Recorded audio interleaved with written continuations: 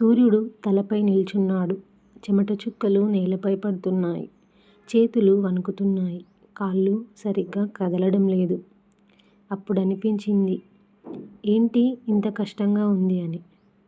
అయితే నేను పొలంలోకి దిగింది మొదటిసారిగానే. కానీ రైతులకి రోజూ ఇదే పని. వాళ్లకు సెలవు లేదు. అలసట అంటూ సాకులు చెప్పలేరు.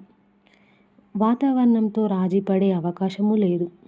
వాన పడితే భయం, వాన పడకపోయినా భయమే. వాతావరణంతో వాళ్ళు రోజు యుద్ధమే చేస్తారు. పంట బాగుంటుందో లేదో అన్న ఆలోచనతోనే వారి రోజు మొదలవుతుంది. ఇలా మా అమ్మానాన్నలతో పొలంలో గడిపిన నాకు ఒక్క విషయం చాలా బలంగా తాకింది.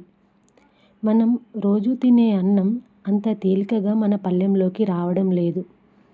ఒక గింజ వెనుక ఎంత శ్రమ ఉందో, ఎంత ఆశ ఉందో, ఎంత భయం ఉందో, ఎంత ఆవేదన ఉందో అప్పుడు అర్థమైంది నాకు.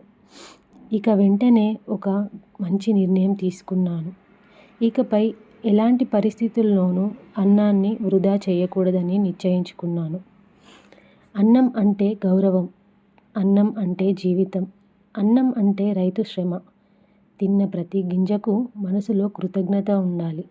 కర్షకుడి శ్రమ మీద ఈ దేశ భవిష్యత్తు ఆధారపడి ఉంది. ఆ మట్టిలో చెమట కార్చే ఒక మనిషి మీదే భవిత నిర్మితమవుతోంది.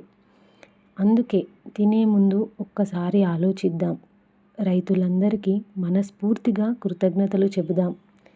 రైతన్నలకు అన్నం పెట్టే ఆ చేతులకు గౌరవాన్ని ఇద్దాం. మీకు పొలం ఉంటే, మీ అమ్మానాన్నలు కూడా రైతులైతే కనీసం ఒక్కరోజైనా వారితో గడపండి. వారి కష్టాలని దగ్గర నుంచి చూసిన తర్వాత నాలాగే మీ ఆలోచనలు మారొచ్చు. వారికి సాయం చేయాలని అనిపించొచ్చు. ఉడత భక్తితో మీరు చేసే చిన్న సహాయమైన వారి మొహంలో చిరునవ్వులను తెప్పించొచ్చు.